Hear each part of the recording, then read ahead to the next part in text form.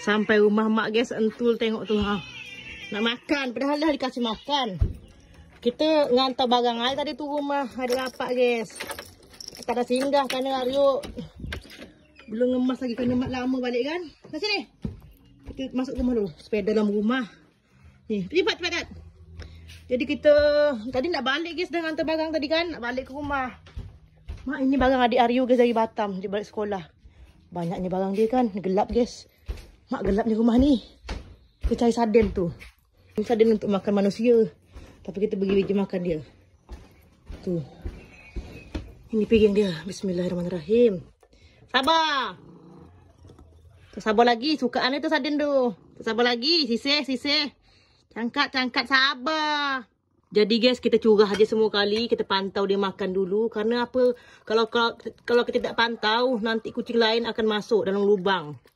Dan kucing lain tu akan makan. Dia takut dengan kucing lain. Dia macam cemen tau perut dia. Kosong, ya Allah. Kita jangan balik dulu guys. Tunggu dia makan. Dia kalau lapar, bisa habis 3 buku ni guys. Buku mungkin untuk petang garang. Nak kita bawa ke rumah kita. Nanti dah hilang. Kita kan jalan rumah. Ya, sukaan dia sarden ni. Tengok, ya Allah, antul haluk perut dia. Jadi kita sampai, kita pulang barang rumah adik bapak. Barulah kita nanti lanjut balik. Kita tunggu dia makan. Kalau tidak kita tunggu guys, kucing ini, kucing yang jahat tu, kucing preman dekat kampung ni datang. Dia masuk dari lubang. Dan dia akan lari, tengok ni. Tengok tak? Tu, muka dia ni kena bantai kucing yang di sini.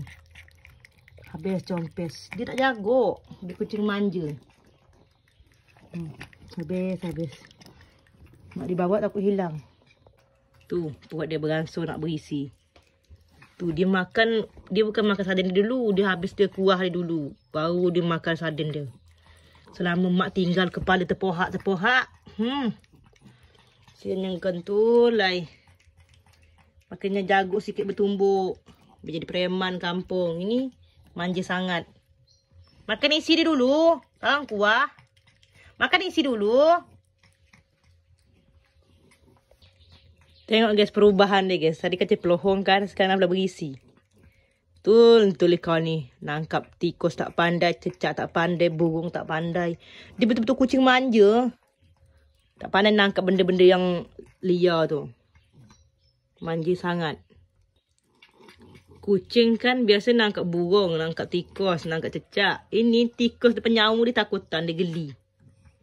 Burung dia geli. Tengok kuah lah habis dengan pinggan. Daging tak luak. Okey guys, tentu lah sudah makan. Dan dikasih air minum juga guys, tengok perut dia. Bontel sisih. Wan pergi dulu ya. Tinggal jangan cemen sangat. Makan lagi ya? Tu, makanan sendiri, jaga. Jangan bagi orang makan. Wan balik dulu. Bye-bye. Jaga rumah.